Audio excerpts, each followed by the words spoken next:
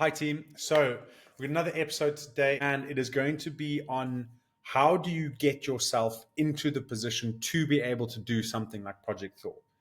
Okay, so I'll go through a bit of the practicalities right near the end. I'll go through some of the things that you should look out for. What are the mental spaces that you're in? I talk about discipline and willpower and why that's the harder route to go down. And then just inviting you onto the 5-day challenge in terms of the wait list. We're not actually launching it yet, but this is we introduced concept of the chimp and how we should work with it. And I also ask you quite an important question in the episode. And I'm hoping that question is something that opens up your mind and makes you, it's like an aha moment, like, oh, I don't know the answer to that. And I should. And Don's saying that's really important. So I'd like you to listen, see if that question pops out to you. Let me know in the comments if you do, or send an email or Instagram, however you want. Like, please engage. It's like, this is the stuff that I live for. So without further ado, enjoy the episode. Welcome back to the Identity Human podcast with your host, Don. So I'm really trying to get Ray back on. Oh my goodness, look at that. That's what happens when you wear a white shirt around kids. I don't even know what that is. I'm really trying to get Ray back on the podcast, and she's just busy at the moment. So, I heard her recording a podcast for her Cube company with her sister next door. And unfortunately, we're going to have to surge on just me. But that does mean that we get an opportunity for me to just talk off the back of last week's episode, telling you about like the why and what are the foundations behind Project Thor. I thought maybe today would be a good episode where we talk about the how. So obviously you would have heard me in the intro talk about some of the things we went through, but as essentially it's like, how on earth do you get yourself into a position where you're able to take on a challenge like Project Thor and actually see it through and navigate the challenges? And the reason I think this comes up for me when I'm thinking about planning this is because it's not the first time I've tried something like this. And I'm pretty sure that if you're listening to this and you like Identity Human, then you resonate with some of the things that we talk about and what we stand for. Because there's a lot of things that normally get in the way of you wanting to do you. I'm listening to a book and talks about collectivism versus individualism. So a collectivist society or culture, for example, they talk about in Asia, versus the American like hyper individualism, where it's all about the individual and competing and achieving, whereas the collectivism was all about everyone else. And I was like, oh, it's an interesting concept, because if you're not hardwired to be super competitive and focus on yourself first and above everyone, you have to learn that, because what you're used to culturally, or the way you get brought up is, well, it's everyone else, it's everyone else, it's everyone else. So when you are this type of person that taking on Project Thor or project whatever it is in your life, if you haven't learned that you are by, what's the word I'm looking for, at your source, collectivism, you're a collective individual, you have to learn to undo that kind of and find your balance. And that can be quite hard if you don't recognize it. So what I mean is, if you have tried to go to the gym before to lose weight, I mean, that's a classic example. It could be start a business before. It could be anything that serves your needs above others. It's really hard to keep that up, because the excuses that come in are all around, but what about the kids? What about your friends? What about your partner? What about your mom? What about X, Y, and Z? Whatever reason comes up, it's like, oh, but we're inconveniencing them. Or there are other reasons where actually I don't matter. And I think this is one of the dark sides to collectivism, is you can get to a point where you don't see the value that you add to others. So therefore you don't value yourself enough.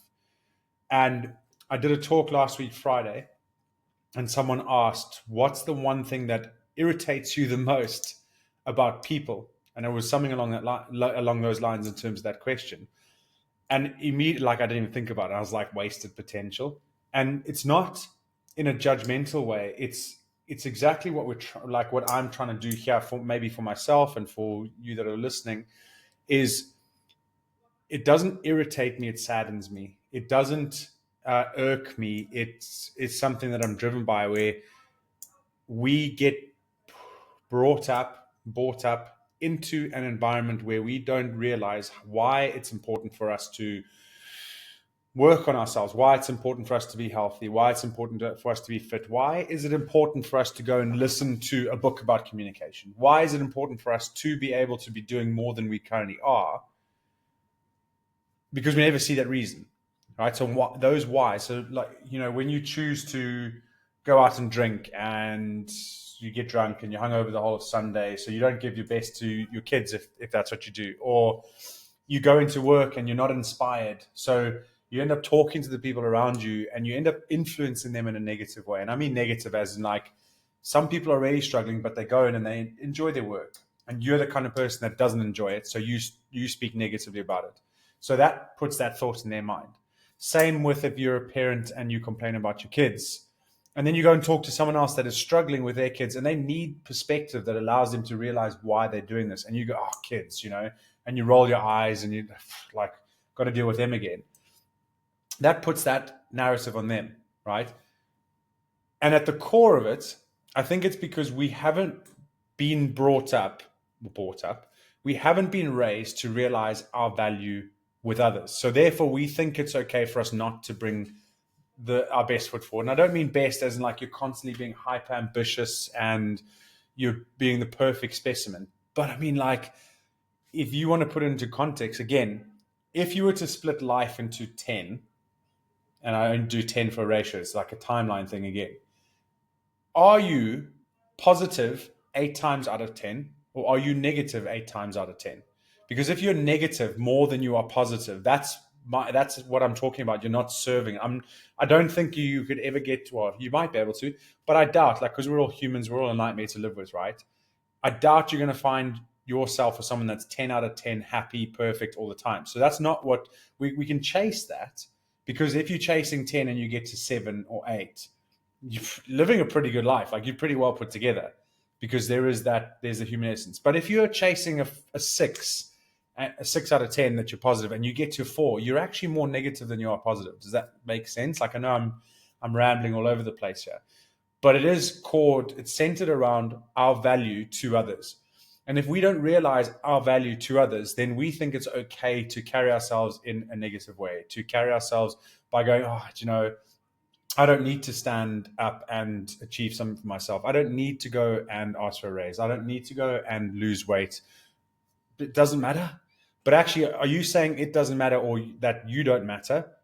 Because what about the effect that you can have on others? So it's always like, I'm always thinking maybe this is where collectivism as a principle does actually work, but we've forgotten how many different contexts fall in line. Is if you can bring the best version of yourself that you currently can at that moment in time, and you interact with 5 people, you have a chance to help 5 people change their perspective just by how you are carrying yourself, without having to put effort into it, right?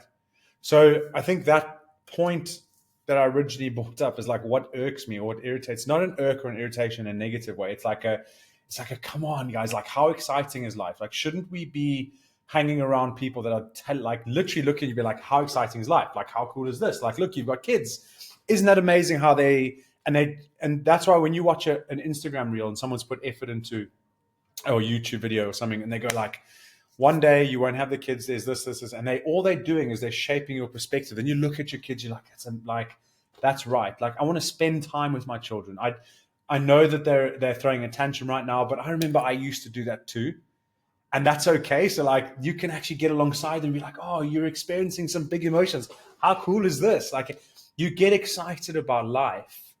Like, I don't think we carry enough of that with us, because no one's given us permission to, or we don't see other people doing it. And I think I've always, even with gaming athlete, and if you look at my history of things, it's like, it's trying to give yourself or other people permission to be good people, because there is that troll, the negative side of life, and there are genuinely hurt people that want to hurt people.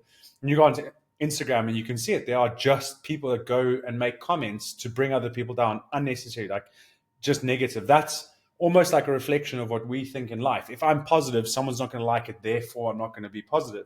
I'm not going to be excited because that's going to offend them. And actually, can we not flip the script to be, it's okay to be excited and show that who you are is excited for someone else's kids, like for the way they're going to play with them, and even if they're in a negative space and they go, oh, you're being unrealistic. It's like, that's not a reflection on your realism or theirs. That's all on them.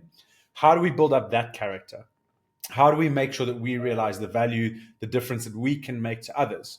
And I think that's a long-winded way of talking about Project Thor, for example. Any project or challenge that you want to take on is, you first have to get yourself into a position where you realize your value, so that you then have another motivation to go, well, I am gymming for myself. I am doing something for myself, but I realize that by doing this, I can positively affect those around me.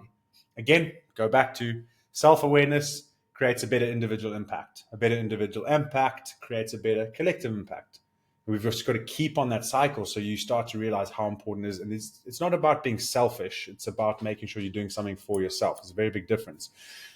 So on Project Thor specifically, what are some of my tips? Some of my tips are, you've got to get yourself to, you know how people say, oh, you've just got to decide. You haven't made the decision yet. It's like, okay, I'm going to go and decide. But I don't want to put a limit on anyone, but if you are not in the position where you can just decide to do something, whatever is blocking you, then that's where the work comes in. You have to get yourself into a position mentally to be able to go, I'm just making that decision. And I think no one speaks about that bit. They only speak about, you've just got to decide and then you do it. It's like, well, do you know what? If it was that easy to just decide and do it, we wouldn't have this issue. It wouldn't be a common thing, but we do. So how do we get ourselves into a position where we can just decide and we are able to approach things and do them regardless of what comes around us, because those excuses no longer matter? One of the things is self-awareness around what makes you tick and what drives you. And, my immediate thing is go and read the Chimp Paradox if you haven't read it.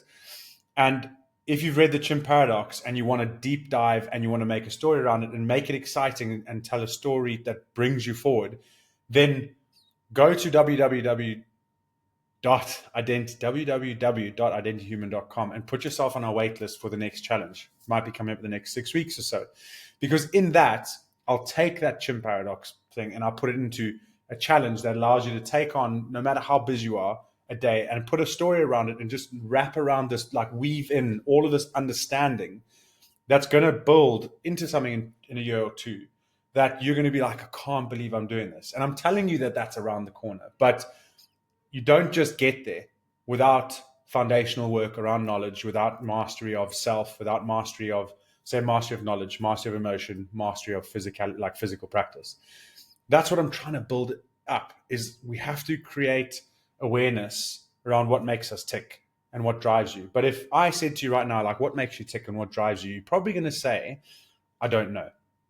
And that's okay, because I recognize that, like, sometimes if you're just about others, you don't really need something to drive you. Maybe others drive you, but actually there's got to be something deeper than that, because eventually that fuel runs out.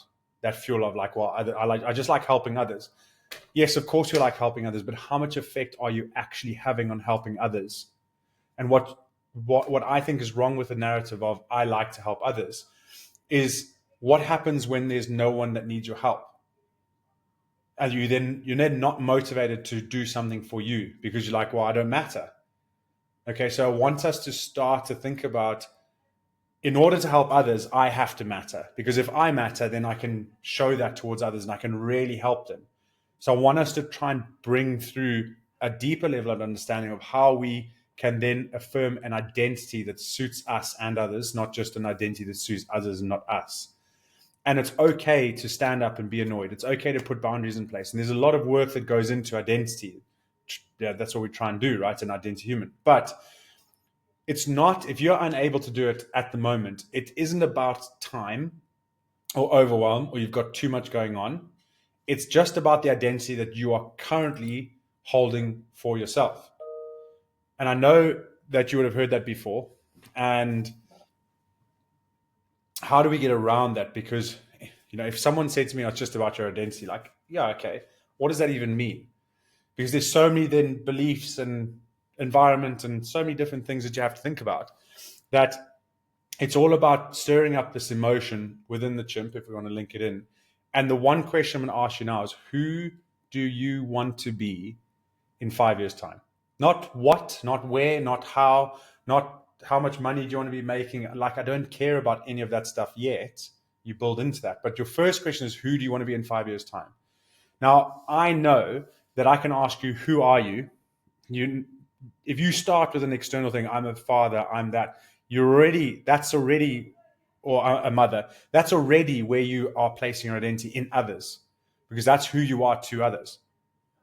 Okay, so I want you to think about who you are now and who do you want to be in 5 years' time. And if you don't know those answers, that's what you've got to think about, is like, what stops you from being able to see stuff through and challenges and gets you stressed out and gets you overwhelmed. Or it's those two questions that you haven't thought about and refined enough. Or if you know who you are right now, then understand that you're placing so much certainty in who you are now that it is getting in your way of being where you want to be.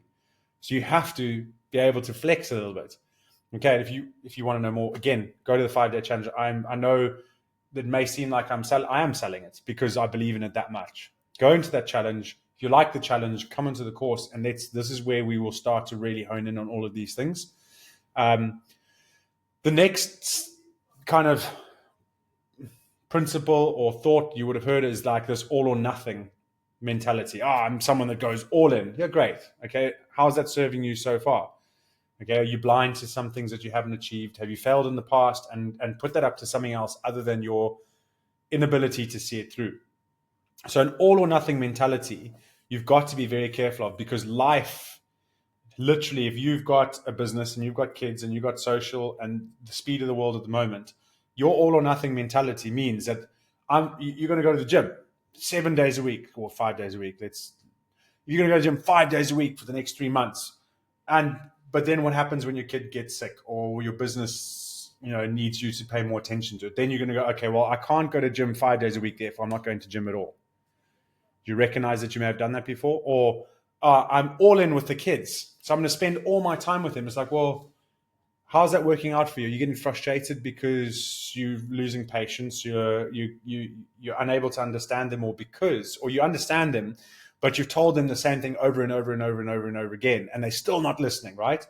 And then all of a sudden a friend comes along and your kid does the same thing to your friend, shows the same behavior, and your friend is just like, oh, that's cool. And you're like, no, that's not. And you've lost all your patience, but your friend has a different perspective.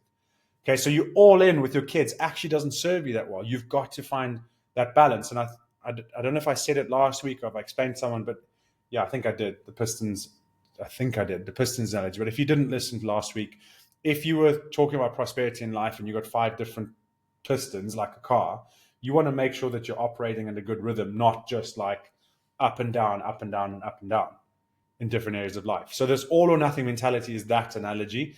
And I want you to try and break that. And how do we break that? I want you to try and think 2 phases ahead.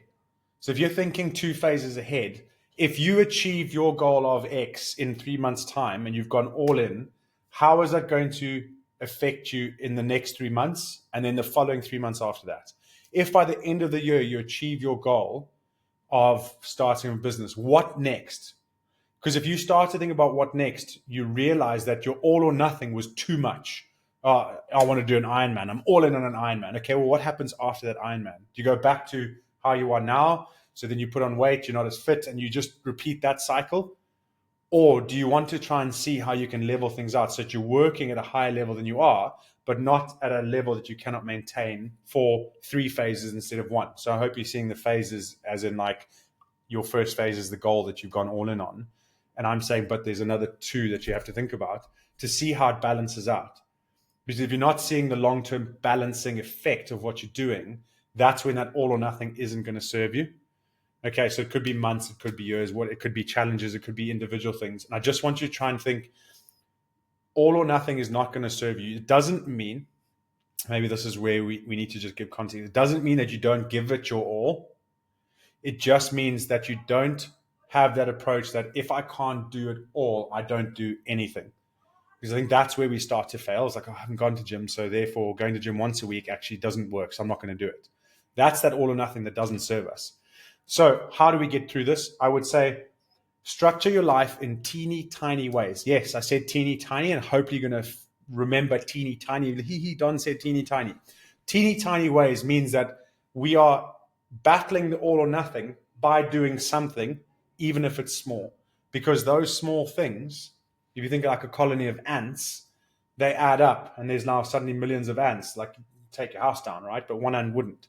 So if you can start to just think about small ways of structuring up your life, and one example is calendar blocking. Like, just one, we've spoken about this in so many episodes before. One day a week, commit to doing something. Making sure that you have non-negotiables. One thing a day that's a non-negotiable. Like, my cold showers is mine, regardless of anything else that happens. And or if you've got the all or nothing approach and you're trying to gym, just do one session a week as a non-negotiable, and anything above that, it's great, well done. But I'm trying to say, this is where it starts to set you up. If you went one day a week for the next year, how much further ahead would you be in your gym than if you try to do 4 days a week and then went on holiday, did nothing, and when you come back, you can't get back into that rhythm, or you don't have the time to go to that gym,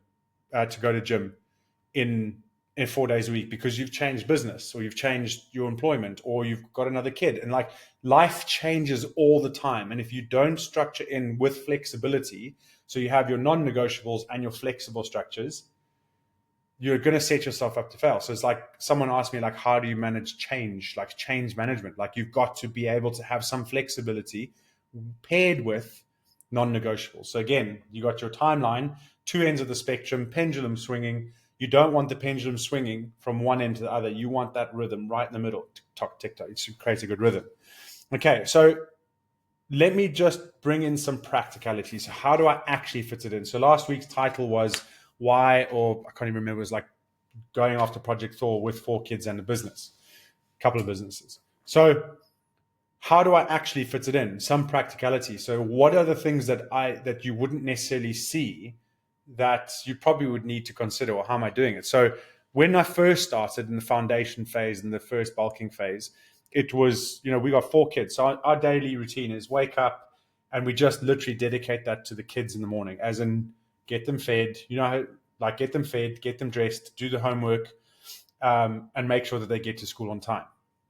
And as simple as that sounds, with 4 kids, it's never that simple because, if you've got kids, I don't have to explain. If you don't have kids, I can't explain it. You have to live it, right? So it seems like 3 hours is a long time to get them, and it is. If you've got them good rhythm, good routine. But remember, they are children. They're not adults. They're not robots. So every day is different with them. So I first started off doing home gym, a lot of home gym. It was like 3 or 4 home gyms a week, where I had, a bench press with that only went up to like 80 kgs, a couple of adjustable dumbbells, a kettlebell, and so like a skipping rope. And then I just got Pete to just help me program around that. And you can make some pretty wicked programs. And they would vary. Like, some workouts would be 25 minutes. I said, listen, on a Tuesday, I only have 20 minutes. On a Friday, they can be 40 minutes. And we just worked around what we could. Then I had to start to go and get heavier weights because we want to do Project Thor properly. So I joined the gym, Premier Fit. And so I could then go, okay, on a Saturday morning, I can go because that's when we have some flexibility. And a big element of that was teamwork. So by the way, working as a team is probably the key element here. Is if I'm gymming in the morning and I gym with Ray, one of us will always be able to flex in and out of that session, or we gym slightly separately. I'll gym first, then Ray gyms, or then Ray gyms first, then I gym. So it's making sure that someone's always able to attend to the kids. So Sam, going to an actual gym, it's 15 minutes drive, but I really like that drive. Ray doesn't go to an actual gym. She just gyms at home, but I really like that separation, the switch on in the car, music on, you get yourself into the zone and you can play. And it's not like, sometimes it's a book, not just music. I actually think listening to an audio book while gymming is probably one of the best ways that I learn and listen, because you're moving the whole time, but you're focusing.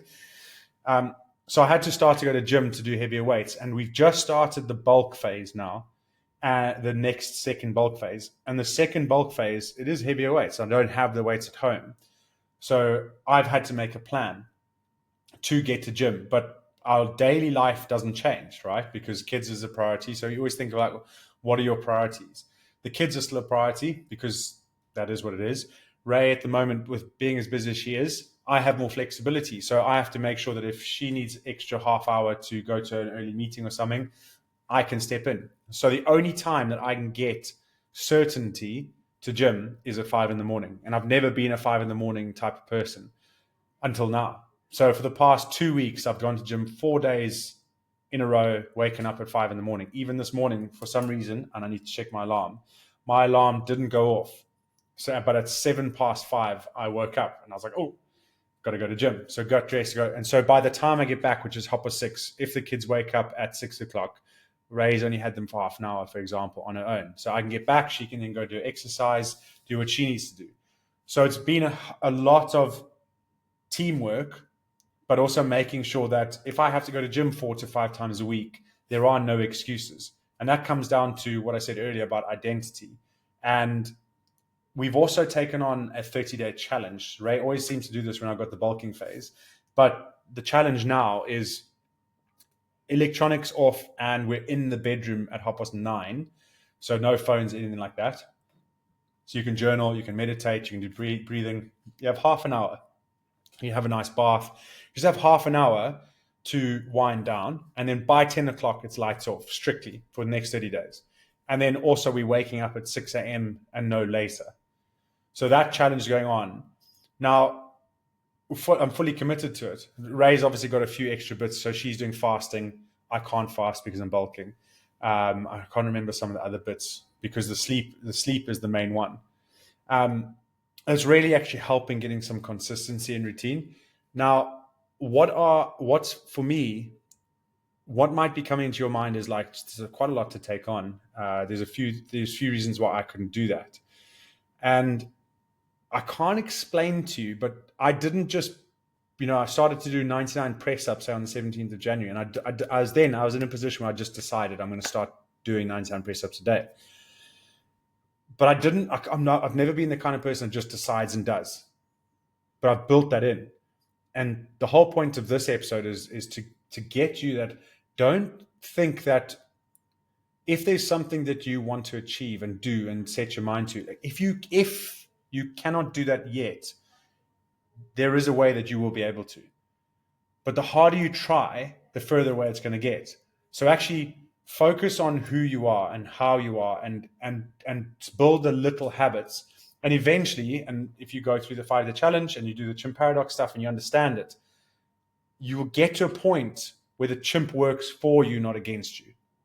Okay, and I feel like that's the best way of me explaining. If you don't know our stuff, then I'm sorry that this is quite fine. I'm trying not to be secret about it because I feel like it's just, if you're listening to this and it's working, you've got to understand your chimp. You've got to understand all your chimps, which we break it down to like 7 different traits, 7 different chimps that we all have. When you understand how that, like the analogy that I say, like your chimp, you've seen it in your subconscious, this works in the dark. So when it operates and you don't know that it's operating, it just does what it thinks is in the best interest of you and it. What you've got to do is almost like calm it down, understand what it's trying to do, work with it, and then eventually guide it. It's the way I say, like you work as a team with it. And it becomes an unreal force. Like it's so powerful that I used to make up so many different excuses why I shouldn't. And you know how you could be in a position right now where you're taking something on and people talk about willpower and discipline and it's so hard to do. So eventually after like 2 or 3 weeks, you're just like, I need a rest. Oh, I need a rest. Oh, like this is so hard to do. Like I'm working really hard. Can't you see how hard I've worked hard for this? And there's almost this frustration, this anger, because you're forcing yourself to do something that isn't quite flowing, but you've got enough stamina, discipline, power to like forge on. But inside it's eating you up. And it's like, the analogy is it's you're starting to operate in the red. And so you start to pop a lot easier and you start like, you're almost at breaking point and, right? There is a time, place, space in your life where you can do exactly what you're doing, take on the challenge that you are, And it's just a natural rhythm. You're not trying. And I know it sounds hard. Trust me, I've been in your position. All I'm trying to do is reinforce a belief in your mind that there is a time and space and place where you can put in a hell of a lot of work and it will not seem like it's a lot of work. But in order to get there, you're going to have to do a lot of other bits of work on yourself, on building up the little things so that you can get the big thing. Now, why I say that is because I am currently like, I've missed, this isn't boasting. It's just to show you the integrity behind it. Like, we've got a couple of businesses, 4 kids. There's a lot going on. There's a lot that changes every single day. And Ray's really driven, as like you would have seen her on podcast episodes and stuff like this. And if you follow her journey, genuinely, there's so much going on. So we genuinely have to make sure that we are operating at high level all the time. But there is what I was actually saying was, I've done now Project Thor, or I'm doing Project Thor. I've done 4 weeks foundation, 6 weeks bulking, 6 weeks shred, and now I'm into the second phase of bulking. And within that, I've had to do 4 workouts a week, 4 to 5 workouts a week, 4 to 5 workouts a week, and 4 to 5 workouts a week, right? So that is, and I used to maybe do 3 or 2, and if I could, and I was like, I really struggled to. And I've missed 1, and that's because I went away to Hong Kong for like 4 days. I still managed to gym 3 of those days, but the travel meant I couldn't fit in that extra gym day. So I've missed 1 in all of that. And if that doesn't mean something to you, that's fine. But to me, that's hella impressive, if that makes sense. It's really impressive for me, my self-confidence, my integrity. And I don't look back and go like, it wasn't a day when I was like, I don't want to do this, but I'm going to have to force myself to do it. And so the point is that there is something in you, but we have to learn how to jig your puzzle piece the right way that it locks into place and allows you to be able to operate at a level without it being high effort, so that you're not getting stressed, you're not getting overwhelmed, you're not getting burnt out from trying all of these things. Like, that's what we're trying to, whether you want to call it resilience, whether you want to call it purpose, it all ties in. This episode's got to be something that fuels you. If you've managed to listen to the whole thing, and amazing. I want it to be something that you can take away and go like, okay, I know that I'm in a space where I'm at that discipline point that Don said, or that motivation, and I'm constantly pushing myself, and I'm on the edge. But there is a space and time in the future where that becomes a natural rhythm, becomes easy, because that's the transformation that I felt within myself. Mentally, it's like, instead of putting in so much effort into myself, it just starts to flow. But let's just say it's off the back of 2 years of hard work, of going through those disciplines, of going through those things, and really like understanding how it taps you out in other areas, and you start to become short, and it just can be quite hard. So the point is, like, keep going, but everything that you're trying to, that's so hard, break it down to smaller, and understand the value of those smaller things, and understand the value in yourself. So thank you very much for listening. Remember, I'll work on me for you if you work on you for me.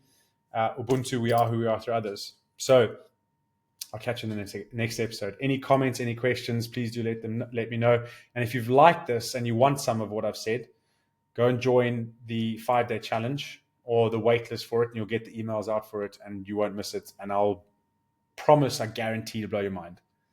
Okay. Have a great week.